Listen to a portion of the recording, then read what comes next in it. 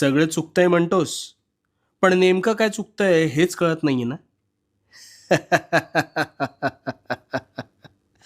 आज तुझा सगळा संभ्रम दूर करतो बघ. फक्त प्रामाणिकपणे लक्ष देऊन ऐक. मला सांग, आंब्याच्या झाडाचे बीज रोवून सफरचंदाचे झाड उगवलेलं तू ऐकलंयस का कधी? नाही ना? मग स्वतःच्या डोक्यात नकारात्मक विचारांचे बीज रोवून सकारात्मक गोष्टी घडतील, हा विचार योग्य असू शकेल का रे?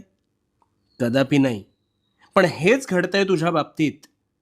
तू एखाद्या गोष्टीचा आरंभ संकल्प करून मोठ्या दिमाखात करतोस, पण काहीच दिवसात अपेक्षित यश मिळत नाही, म्हणून नकारात्मक विचारांचं तोरण आधीच मनात बांधायला सुरू करतोस.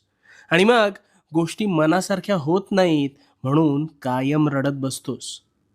नकारात्मक विचारांचं ग्रहण लागलंय रे तुला. तुझ्या विचारांच्या संभ्रमात